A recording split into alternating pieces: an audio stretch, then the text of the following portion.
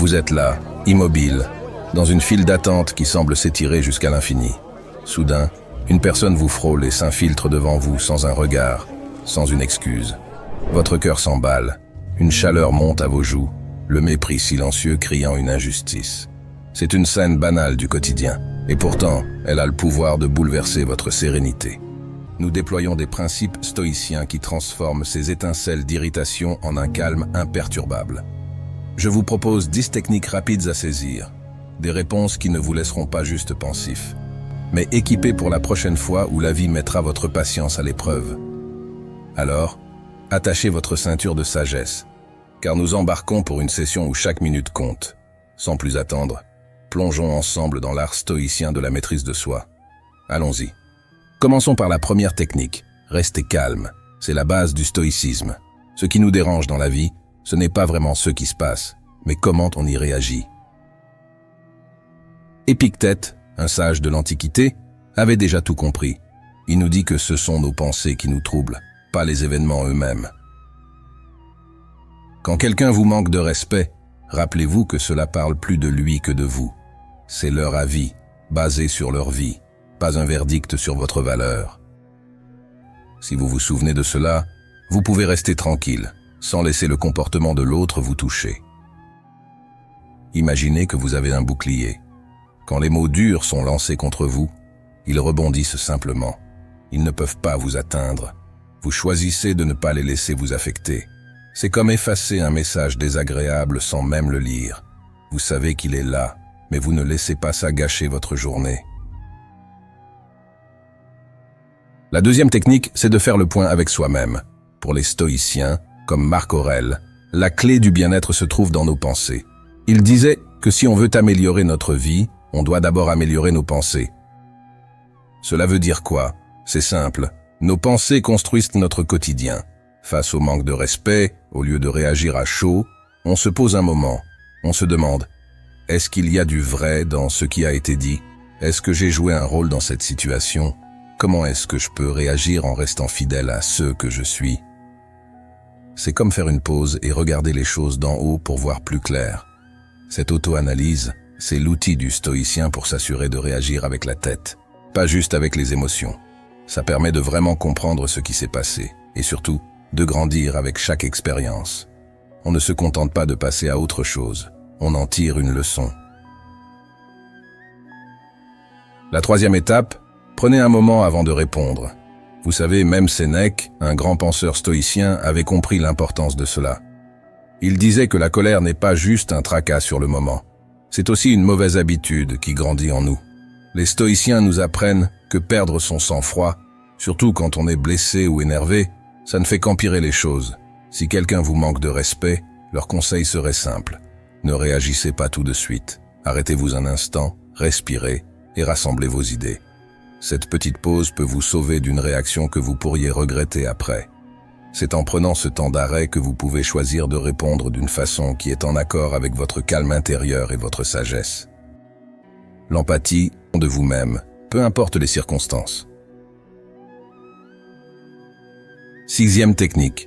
Face à quelqu'un qui vous manque de respect, au lieu de foncer tête baissée dans la confrontation, faites un pas en arrière. Les stoïciens nous diraient « Reste calme, c'est leur problème, pas le tien ». Prenons-le comme ça. Cette personne a peut-être des tas de problèmes que vous ne voyez pas. Cela ne justifie pas son manque de respect, mais ça explique peut-être son comportement. Donc, quand on vous attaque avec des mots durs, au lieu de riposter, prenez une grande respiration. Réfléchissez une seconde. Cette personne est probablement aux prises avec ses propres batailles. Maintenir son calme, c'est ce qui vous donne le contrôle. Vous réagissez avec mesure et vous gardez le respect de soi, ce qui coupe court à l'escalade. Vous montrez votre force, pas en attaquant, mais en ne laissant pas la situation vous dominer. En résumé, la force du stoïcisme, c'est de répondre à l'impolitesse non pas avec de la passivité, mais avec une force tranquille. C'est de là que vient la vraie puissance, celle de rester maître de soi et de la situation. Technique numéro 7. Manier l'humour avec finesse. Sénèque nous l'a enseigné. Se connaître, c'est aussi savoir rire des choses qui ne méritent pas qu'on s'en offusque. Et c'est là que l'humour entre en jeu. En stoïcisme, bien que la maîtrise de soi soit essentielle, l'humour est un outil précieux pour désamorcer une tension. Quand quelqu'un vous manque de respect, l'instinct peut vous pousser à répondre par l'agacement ou la colère. Mais, et si au lieu de ça, vous utilisiez l'humour? Une pointe d'esprit, un sourire ironique, une plaisanterie bien placée peuvent souvent renverser le cours d'une interaction négative. L'humour doit être manié avec soin. Ce n'est pas de l'insensibilité, ni de l'évitement. C'est une parade, une danse avec les mots qui montrent que vous êtes au-dessus de la mêlée. Vous ne minimisez pas le manque de respect, vous le transformez en quelque chose de moins menaçant, en quelque chose que vous pouvez gérer avec légèreté. Utiliser l'humour, c'est choisir de répondre d'une manière qui non seulement préserve votre dignité, mais aussi allège l'atmosphère. C'est une forme d'intelligence émotionnelle qui, loin de nourrir le conflit, le détourne vers une issue plus sereine. Gardez à l'esprit, l'humour n'est pas une fuite, c'est une stratégie. C'est choisir de ne pas laisser la négativité de quelqu'un d'autre dicter votre état d'esprit. Technique numéro 8. Érigez vos frontières. Soyez inébranlables, tel le stoïcien qui sait quand et comment ériger des barrières protectrices. Ce n'est point de la passivité, c'est de la force tranquille. Le manque de respect trouve son rempart dans la sérénité de nos limites clairement tracées. Vous n'avez pas à subir en silence. Vous n'avez pas non plus à riposter avec véhémence. Votre contenance sera calme, votre verbe affirmé. Indiquez clairement l'erreur commise à votre encontre et précisez le respect que vous méritez. Ce faisant, vous délimiterez un périmètre de dignité personnelle, une enceinte où votre estime de soi est préservée. Le stoïcisme est synonyme de force mesurée. Il nous apprend à être inébranlable, équitable et brave. Il nous enseigne le respect de soi et d'autrui. Il nous inculque la discipline de conserver notre intégrité interne et notre stature externe, peu importe les circonstances. En posant ces balises, vous faites savoir que votre esprit est une forteresse, non pas isolée, mais insensible aux assauts de l'indignité. C'est l'essence du stoïcisme. Savoir se respecter suffisamment pour enseigner aux autres comment vous respecter. Technique numéro 9. Optez pour le pardon, cette noble puissance. Lorsque l'affront surgit, il y a deux chemins devant vous, celui de la rancœur et celui de l'apaisement. Le stoïcisme, riche de son héritage philosophique, nous enseigne l'élégance du pardon. Pardonnez non pas parce que l'autre le mérite, mais parce que vous méritez la paix. Le pardon est un baume pour l'âme, une voile qui se déploie au vent de la sérénité. Il ne s'agit pas d'occulter la faute ou de la justifier, mais de se libérer des chaînes du ressentiment. Les maîtres stoïciens nous avertissent. Offrez votre pardon comme on offre une fleur, avec discernement, tendresse et équité. Pardonner est un acte de souveraineté sur soi-même. Nous ne régnons pas sur les actes d'autrui, mais nous sommes les monarques de nos réactions. Choisir le pardon, c'est choisir de se délester du poids de la colère et de la rancœur. C'est décider de continuer sa route avec légèreté et intégrité. Le stoïcisme ne voit pas dans le pardon une défaillance, mais une affirmation de force. Ce n'est pas une défaite, c'est une libération.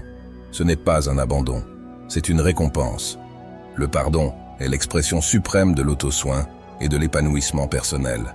Embrassez-le comme un chemin vers la tranquillité, une passerelle vers votre croissance intérieure. Technique numéro 10. Recadrez votre regard, élargissez votre horizon. Dans le théâtre de la vie, le stoïcisme nous invite à choisir le siège offrant la vue la plus dégagée, loin des turbulences des premiers rangs. C'est ce que signifie changer de perspective. Marc Aurèle, sage parmi les sages, nous enseigne que la vie se façonne par la portée de nos pensées. Lorsque le mépris frappe à votre porte, n'ouvrez pas avec précipitation. Prenez du recul, élevez votre esprit. Cette technique, c'est l'art de percevoir le manque de respect, non pas comme une flèche visant votre cœur, mais comme une brise légère contre laquelle on ne lutte pas. Un recadrage mental qui vous apprend que ces offenses sont souvent insignifiantes, des grains de sable dans vos actes de vertu. Utilisez votre force et votre temps pour forger un chemin qui vous est propre, pavé de sens et de satisfaction, plutôt que de les dilapider dans des sentiments stériles de rancune ou de représailles. Ainsi, dans l'adoption de cette 10e technique stoïcienne, vous ne vivez pas seulement, vous prospérez. Vous ne survolez pas l'existence, vous la traversez avec une profondeur et une plénitude qui font de chaque jour non pas un combat, mais une danse avec la vie elle-même. Alors, la prochaine fois que le vent du manque de respect soufflera dans votre direction, armez-vous de la perspective. Elle vous sera une alliée pour maintenir votre équilibre et réagir avec clairvoyance. Et souvenez-vous, le stoïcisme, c'est l'art de gouverner ses émotions, pas de les réprimer. En vous appropriant ces 10 principes stoïciens, vous pourrez faire face au mépris et à l'irrespect avec sérénité et force. Et si cette approche vale, merci infiniment de nous avoir suivis et à très bientôt pour une nouvelle exploration philosophique.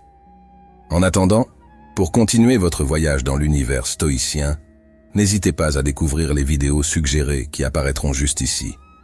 Restez ancrés dans la sagesse, restez stoïque